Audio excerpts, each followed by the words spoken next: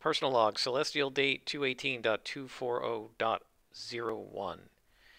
It is late and I am tired, and I've got mainframe strapped to a gurney and a pretty damaged Iris following me along, and I want to go back to my ship, but before I do that, I'm going to have to find my way to the Stinger ship that the raiders brought on board, brought here to Wellspring, and I'm going to see if I can get mainframe onto it.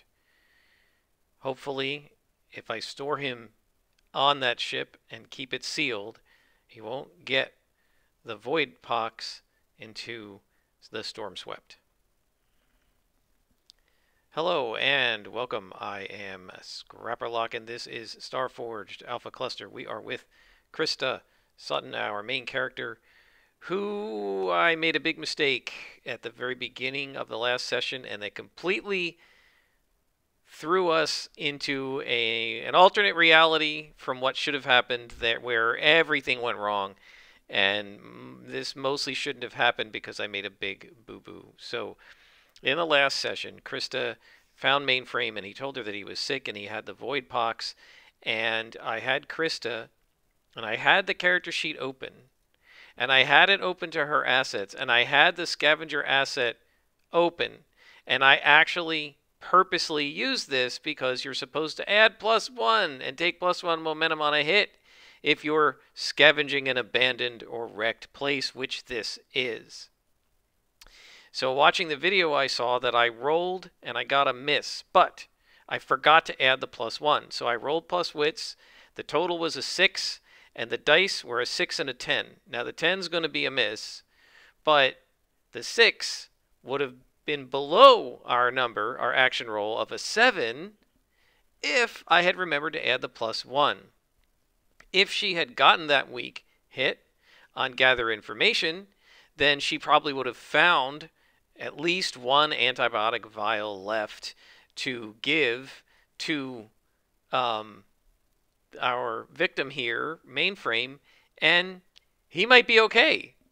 But I misread that accidentally. I do apologize. So that sent us off in the wrong direction. We had to pay the price, and Deuce, the third raider, showed up. We got into a combat with him, and there was a lot of back and forth, and Iris was damaged, and then Krista had to kill him. She tried to stop. She wounded him, and she said, you know, basically, put your hands up, you're done, and he tried to pull out a knife, so she shot him and killed him. She then decided what she wanted to do was go back to her ship and get an environmental suit so that she could safely handle Mainframe without catching the disease. What I had been planning was, if she had found the medicine, she would have given it to Iris, who we've already established has like a little mechanical claw, and she would have had Iris bring it to Mainframe so that he could treat himself.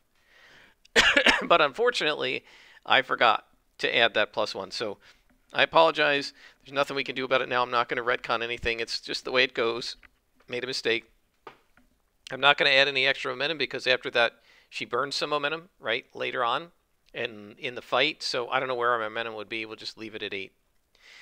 Didn't make any other mistakes. So she had to kill Deuce. She then went to get her environmental suit, and we just did a single shot, what is it called, set a course, and we missed. And so we have to overcome an obstacle, and with some rolling and trying to figure out, no real inspiration from the Oracle, I decided that Wrecker, the one captive raider that she had broken out of the containment pod where she had put him and broken out of his bonds. She didn't tie him tight enough, I guess. And he tried to hit her over the head, and Krista now was fed up with these guys, so she shot at him. She hit him. He wrestled with the gun with her. You know, in the end, she had to kill him. So she's killed all 3 raiders, which on our progress track here puts us pretty high up. I mean, the only other thing she has left to do is convince Mainframe to tell her where the raiders are. But it's also the case that she might be able to get the location of the base from the raider Stinger. She's now got another Stinger, or she will if she gets to it. So she made it back. She got her environmental suit.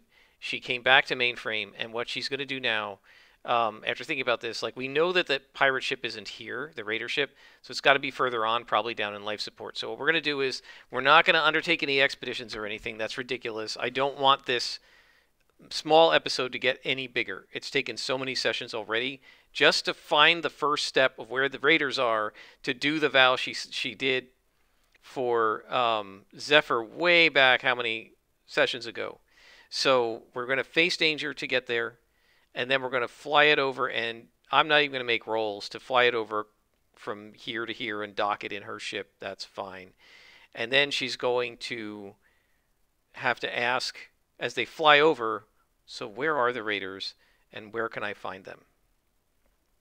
So that's one thing. Now, one bit of setup that we need to do actually is, and I'll show you guys this, the raiders have to be in here somewhere. And so somebody on the Discord gave me a really good idea. If we define a bounding box for the rolling of the dice and just roll a die, wherever it lands, that's the hex the raiders will be in. So let me set that up so that when we roll, it'll roll in that bounding section. All right, so I have it set up. It's a square, so it could roll outside. If it does, we'll just re-roll. Don't know yet whether he's going to tell us and what he's going to tell us. First, Chris has got the gurney. She's got her robot with her. Her robot needs to be repaired. But in the meantime, we're going to face danger. We're basically going to head, and I'm just going to make a judgment call here. I'm going to say that the next section is, in fact, the life support section. And we know that that's where the other guy was, and so I think they came in from life support. So we're not even going to roll, like, I don't want to turn this into a long delve, right? Yet another delve. We're done with this area as long as we can get off it. So we're just going to face danger to see if we can take the gurney and take our robot and have it follow us or head with us. And we're going to face danger to see if we can get out of here without any more trouble. And we're being observational, I think. Right, she's checking for trouble. She's leaving the gurney, checking ahead, coming back to the gurney, pushing it a little further. It's on wheels. It's, not hovering or anything. And we're going to roll wits and see if we can get out without any more trouble. And we get a miss. Can you believe this, guys? A 9 and a 10. So there is going to be more trouble. So what's the trouble going to be? I guess we're in the life support section.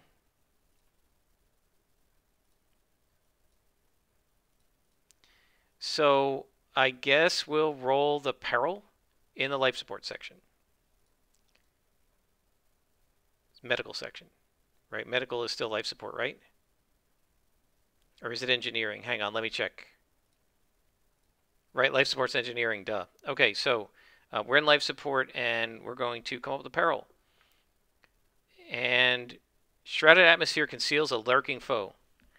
So there's something else here. We're going to have to get into another battle or run away from it. So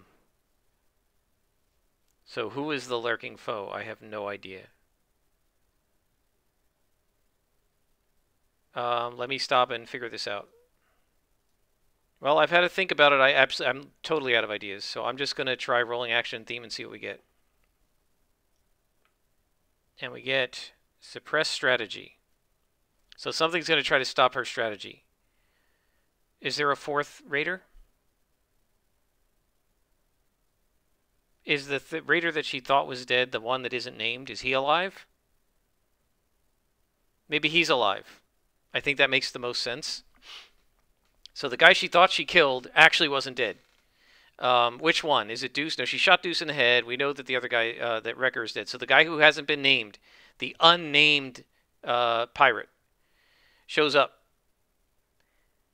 He comes up from behind her, and he's going to try to attack her.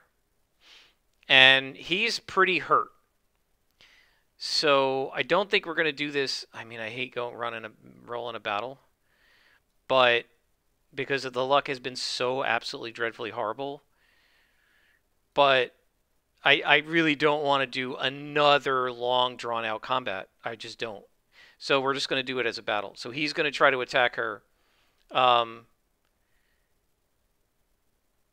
So first let's see if she notices it. I guess she notices it, and she's going to be fighting at range, right? He says, "You aren't going to get out of here alive." And he's coming at her with, I don't know, a grenade or something. And we'll just fight a battle where she's going to shoot at him and fight him at range. One shot. And of course, we miss and pay the price. So, well, we can burn momentum and take a weak hit. Let's take a weak hit. So, we achieve our objective, but not without cost. All right, so she fires at him and kills him. But he manages to throw the grenade, and it's going to go off. And who's it going to hit? Is it going to hit her? Is it going to hit her companion? Or is it going to hit the guy on the gurney mainframe? Let's roll the combat action oracle and see what this guy did. Maybe that'll give us an idea of who he aimed at. A ferocious or powerful attack. He threw a grenade. My guess would be he's going to go after Krista primarily, so I say it's likely he went after her. So is Krista the one who's going to take the damage? Yes. All right, so she is going to get hurt by this. So some parts of the grenade blow up in her face, and it blinds her and hurts her, and now she's got to endure harm. And we get a weak hit. If you are not wounded, you may lose momentum in exchange for +1 health. Otherwise, press on. I think she's hurt. So she shoots him. She kills him. He's out. He's done. And they're in the life support section now. And she's going to head to the dock over here to get into the ship. And so she gets into the raider ship with her droid, and she basically picks up Mainframe, and she lugs him into the navigator seat, and she straps him in so that he doesn't fall over. And she says it won't be long now, and she's going to take the raider ship, and she's going to fly it over to her own ship, to the Stormswept, and bring him on board. And now what we have to do is So I think what we're going to do here is this. I'm going to change this to safely, basically rescue. Here, rescue Mainframe. And I think she has rescued him. And so I think what we're going to do here is, if we get the hit, he knows where the location is. If not, she's going to have to try to get it from the computers, right? So she's going to, as they're flying, he says, "What are you doing? Why are you even trying to help me?" She says, "Well, first of all, I didn't want to leave you in the hands of the Shattered Federation. But second of all, I need your help." "My help? What help can I give you? I'm probably going to die of void pox." "You're not going to die. I'm going to bring you back to Dead Rock, and they'll help you." "Dead Rock? That's pretty far away. I don't even know any passages to get there through the drift." "I know a passage through the drift to get there. I'll get us there really quickly." But she says, "You've got to help me too. I need to find out where the Shattered Federation is." "What are you talking about? Why do you need to know where they are?" And she says, "Because they stole a relic that belongs to a friend of mine, and I need to get it back." And he goes, "You're crazy. If they have a relic, you're never going to get it back." And she says, "Well, tell me where they would keep it. I need to know where to go. What part of this sector are they in so that I can find this relic?" And we roll.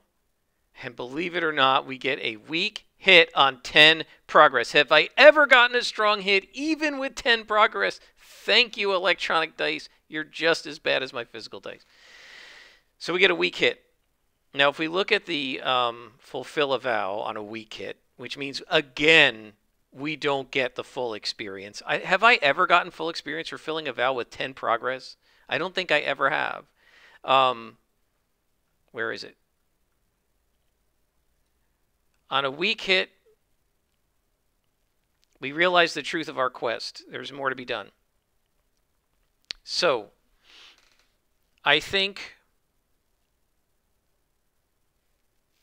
So, the question is, what is he going to tell her about the relics? would their relic be stored in a main base? Or would it be stored in a special place where they collect relics? Does he know more about them that he can... Oh, maybe we can... Let's roll a quirk and a project and see what that tells us. So if we go to the factions, we're going to roll another quirk. And this quirk is that they recognize others through a distinctive greeting or gesture. Okay, so so he tells her that they have, so there's a distinctive greeting. So what will this be? Let's roll descriptor and focus and see if it gives me anything. Inhabited trap. That doesn't tell me anything. Action and theme, maybe. Deflect fear. Deflect fear. So they have a distinctive passphrase, right? And that passphrase is going to be, I fear nothing but the Federation, right? That they have to, that's the only thing they fear is their own Federation, something like that. Maybe I'll come up with a better one, but it's something like that. So he tells her that, and then they have a project. So what are they working on? What's one of their projects? And their project is to destroy or defeat a rival. So there is a rival faction. So that means we're going to have to make it up. So let me pause here while I roll it up, and I'll bring you back. All right, so it took a while. Here are the random rolls so that you can see that I randomly rolled all this stuff. It turns out it's another fringe group of raiders. However, they're localized they have marginal influence in Kronos Tide. So there's a small group of raiders that I guess the Shattered Federation wants to absorb. And their leadership is an authoritarian dictatorship. And could it be that Mainframe is working for the Universal Stars? I think that is very likely. So he tells her, look, what happened is the Universal Stars recruited me. They offered me some good money to betray the Shattered Federation's secrets and join them. And so I did. I'm not even going to ask the Oracle. He's a member of the Universal Stars. And he says, so what's he going to tell her? So first of all, let's deal with this when we get here. So she gets 1 tick from a dangerous vow.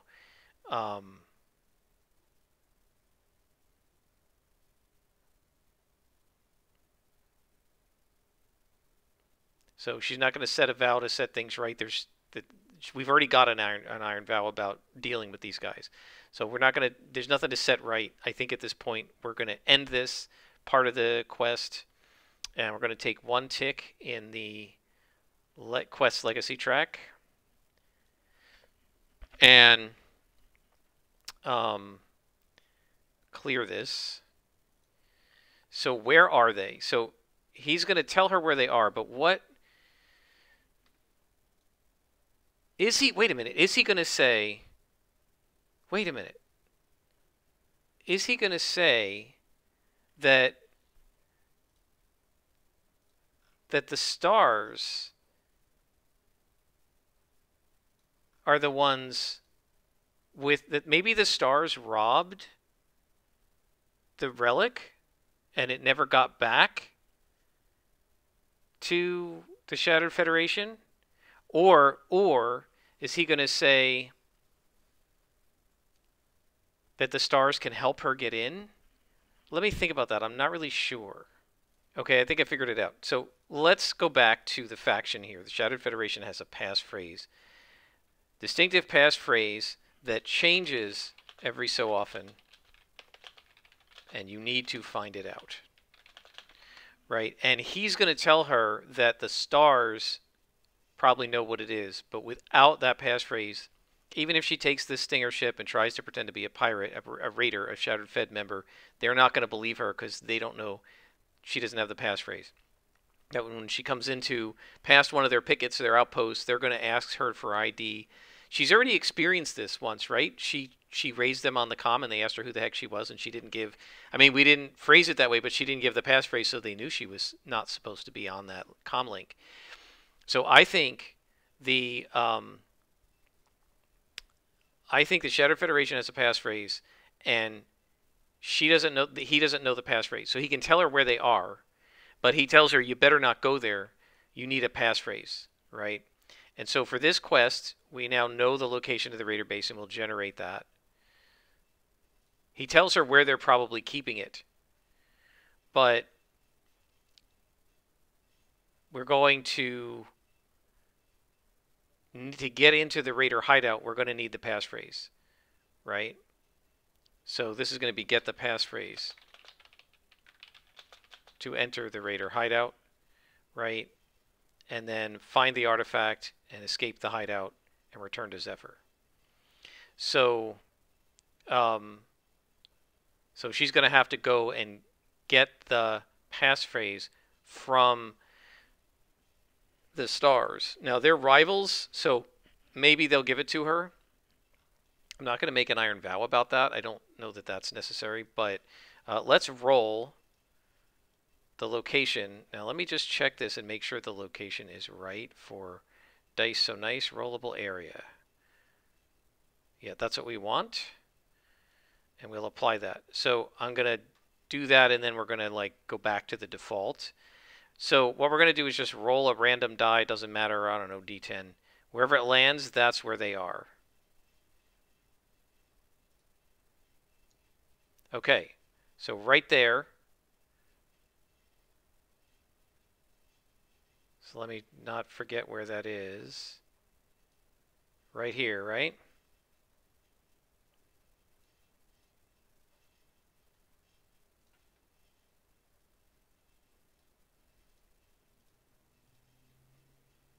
So that's where the Shattered Federation is. Or at least one of their bases.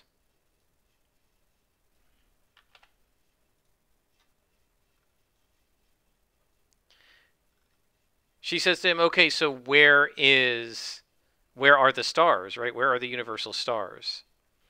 And so here's one question. Are they located on Brink? Now, Brink, what we know about Brink is that it has hundreds. It's in a defensible location. It has an oppressive authority. And we know that the stars, if we look at what I rolled up for the universal stars, they're a fringe group of raiders. They're localized. They're commerce-based. They have an authoritarian dictatorship. They're rival with the Shattered Federation, and they're trying to show respect for somebody. They have an authoritarian dictatorship, and we have an oppressive authority here. Could it be that these guys are in Brink, and they kind of run things on Brink? Why they would be running a subsistence agriculture, I don't know, but maybe it's a front for whatever they're actually doing. So are they on Brink? I don't know. Let's say 50-50. I really don't know. Are they on Brink? No. So then there's somewhere else. Does Mainframe know where they are? I think that's likely. Does he know where they are? Yes. All right, well, we just saved his life, so she's going to ask him, do you know where they are? And before she does that, let's see if we can make him a connection. We haven't had a lot of luck with stuff like this, but let's try. Let's make a connection with Mainframe. And we're rolling heart. And we get a weak hit. We create a connection, but it comes with a complication or cost. Envision what they demand. Okay, well, she's obviously going to, like, he's going to say, look, I can help you, but you got to save my life, right? So she's going to have to take him back to Dead Rock and save him, right? So let's go ahead and add Brink as a connection, or sorry, Mainframe as a connection, and I'll bring you back when I do that, when I've done that. All right, so I've set him up as a connection, Mainframe, and I've made him quote unquote dangerous. I think he's a like higher level person, potentially more useful, harder to cultivate than somebody like Zephyr or Mina or Dash. And she is going to fly. So she's been talking to him as she's been flying the fighter to her ship. She sends a remote signal to the ship to open the docking bay doors. It does. She lands inside. The docking bay doors close. So she says, "You stay here, and I'm going to fly us back to Dead Rock." So Krista goes out. She stays in her environmental suit. She gets some food from the mess, brings it back to him, and some water and stuff. And she says, "You'll be okay." She takes Iris back, and she's going to try to fix Iris when they go through the drift the first time. But now what she's going to do is she's going to try to fly back through her own path, her drift passage, to Dead Rock in a single move. Now, before we do this, she's also so we got to do both. She's going to do that, and she's going to repair her robot. I guess let's do the trip first. So we're rolling plus supply, and we're just setting a course to go back to Dead Rock. Now, let me explain why she's going to Dead Rock. In Black Hole K1, she found an asteroid field full of idolium from a shattered planet from the gravitational forces that's circling the gravity well of this black hole. She doesn't have any way to get to it, but Dead Rock is a mining community dedicated to mining idolium. So what she's going to do is go back there and offer that information to them in exchange, maybe for them helping out Mainframe if that's necessary. Don't know if she's going to need that, but she's got a bargaining chip, and she may be able to offer that to people on in Dead Rock. So, and the other thing we have to do, I almost forgot, now that we've made our connection, is she's going to ask him where the stars, the universal stars are. So first, I guess we're going to compel him. She's charming him and saying, "Well, now that I've helped you, can you tell me where the universal stars are? Where's their leader so I can talk to him and see if I can get the password from him?" And we'll do a compel, and we're rolling hard, and we get another miss. Guys, do you believe these dice? He says, "Get me back to Dead Rock and cure me, and I'll tell you after I get cured." So, off we go into the drift, and let me just first reset the die rolling thing, because I kind of don't like it being restricted.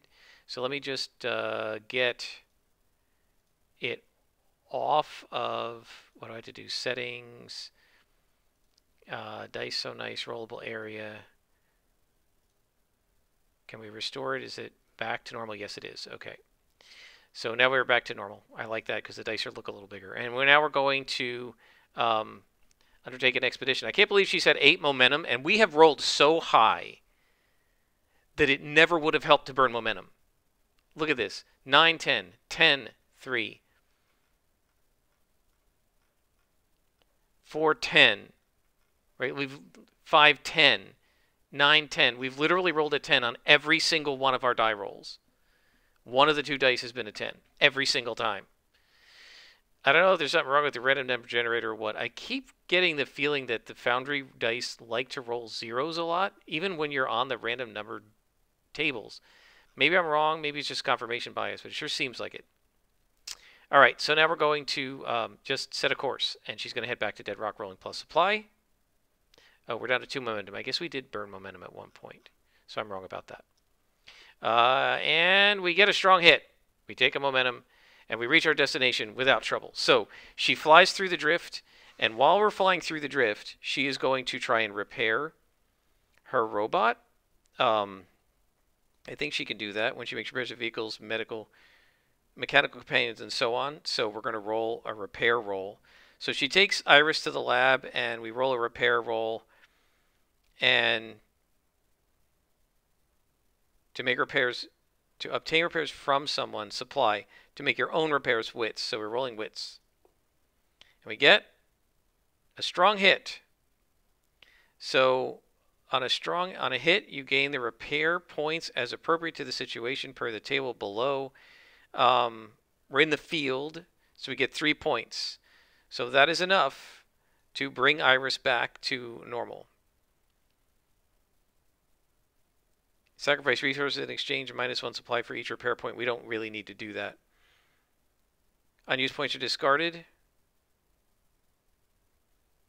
Oh, wait a minute. 3 repair points.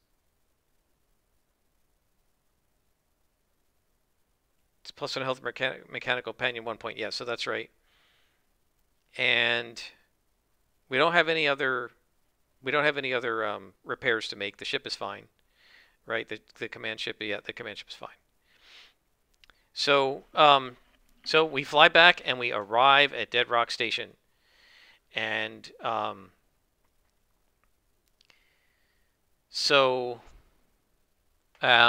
by the time she gets to Dead Rock Station, is he still conscious?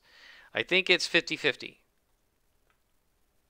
No. So at this point, he is unconscious. So she puts her environmental suit back. She's going to get ready to put her... She puts the suit on but doesn't put her helmet on. She raises Dead Rock Station. And she says, Dead Rock Station, this is Jackpot.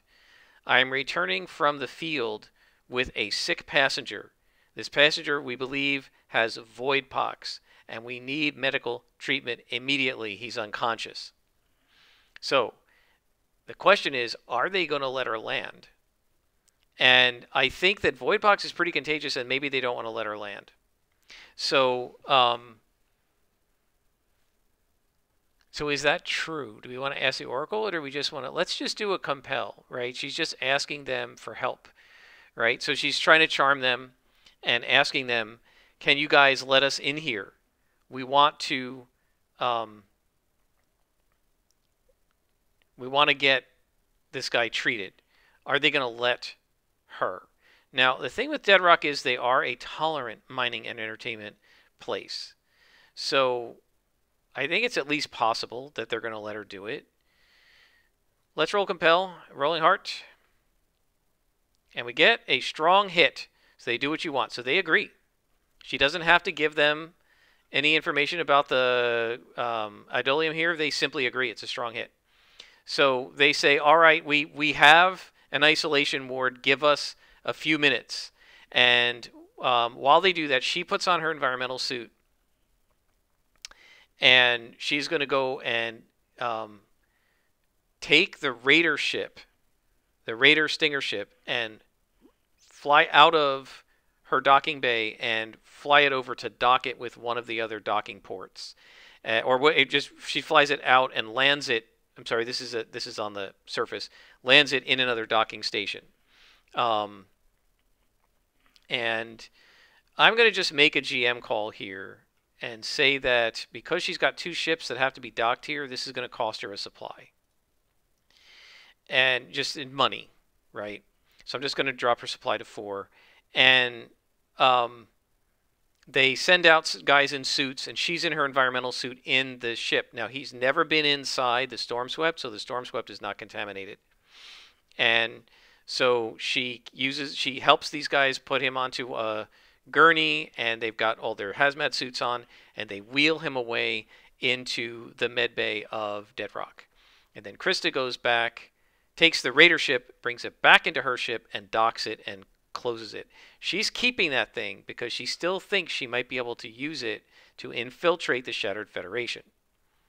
Unfortunately, before she can do that, she's got to find the location to the Universal Stars, so we have to hope that the medical guys can save Mainframe. I think in the meantime, Chris is going to take a decontamination shower. She's going to come back onto Dead Rock Station, and she's going to... I think she's going to head back to the cantina to see what there is to see. We know she's got a connection named Dash there. And maybe he knows where the Universal Stars are located. And additionally, it's time to sort of just, tell him a story and maybe improve our relationship with him. I think that developing your relationship, if you share a profound moment, stand together with hardship, give them something of worth. So I think she's going to tell Dash. So 2 things here. I think when Mainframe wakes up, assuming he does, we make progress with him because she just brought him back to get the the medical aid as she promised, right? And then with Dash, she's going to go into Dash, and he says, "Hey, I heard a rumor that you brought somebody here with Voidpox," and she says, "Well, I knew you guys had the medical facilities to treat him, and have a drink with me when you're off shift, and I'll tell you the whole story." So later that day, he goes off shift, and the two of them end up just in like a solarium. It was just the two of them, and they're having a drink together, and he, looking out at the stars and at the volcanoes in the distance through the window. And there's a few seats, these sort of futuristic bench seats, and she's sitting in one, and there's a little small coffee table between them, and he's sitting on the other, and they're sharing an Outlands martini, one each, and they're just talking, and she's telling him the story of what happened, and that she got into a fight with these raiders, and now she's got one of their ships on board her own ship, and she's telling the story about how she had to kill 3 raiders and so on and so forth. And I think as part of this, I think she's going to make a sojourn here, right? I think that makes sense. She's spending time recovering within a community. But she's also going to tell Dash she's going to say, "Look, I've got a secret for you. You might be able to leverage this. Because I know you guys do mining for Idolium here. Well, there's a whole bunch of Idolium out there." And he says, "What do you mean?" And she says, "Well," and she describes where it is. 1, 2, 3, 4, 5. So let's just measure it. About 7 light years from here in the toward the terminus. So 7 light years terminus word from here, and she gives him the coordinates, is a black hole, and there is a bunch of Idolium in an asteroid field surrounding the black hole. Now, I don't know how you're going to get it out of there, but if you tell the miners and the mining corporation about it, they might be interested, and you might be able to get some money out of it." And he says, "Well, thanks." And so that develops this relationship a little bit. Now we're going to sojourn, and we're just going to see if she can gain something back. Rolling heart. We get a weak hit. So this is a safe refuge. But time is short or resources are strained. You may make 1 recover move.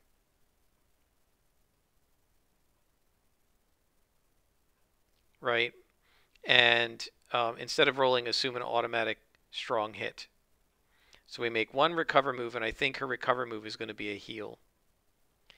And a strong hit, the care is helpful. If you are wounded, clear it and take +2 health.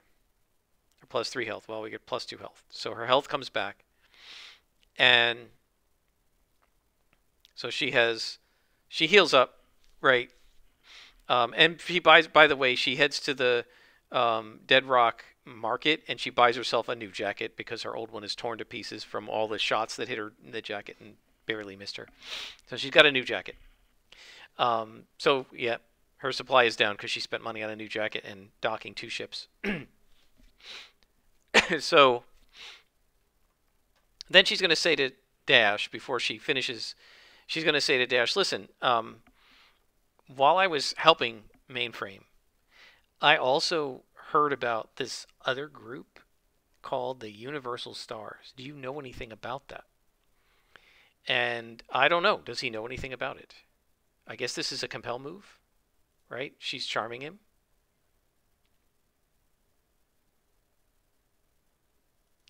I mean, what's he going to ask from her? I don't know. I feel like this is securing an advantage, because I think that she's just doing this with sociability. She's not making a demand of him, right? She's just asking him if he knows about it. So let's see. This is hard. She's charming him. And we get a weak hit. So we can take 2 plus momentum or +1 on our next move. We'll take the momentum. And so she succeeds. So he's going to tell her where these guys are. And you know what? I don't know that we need to worry about the rollable area. Let's just roll a die, and if it doesn't come where it's supposed to, we'll just roll another die. Let's see where it ends up. Nope. Try again. There we go. Oh, it's pretty close, right? It's right here. Just below the drift in drift passage, 2 hexes below that. So this is going to be where the universal stars are located.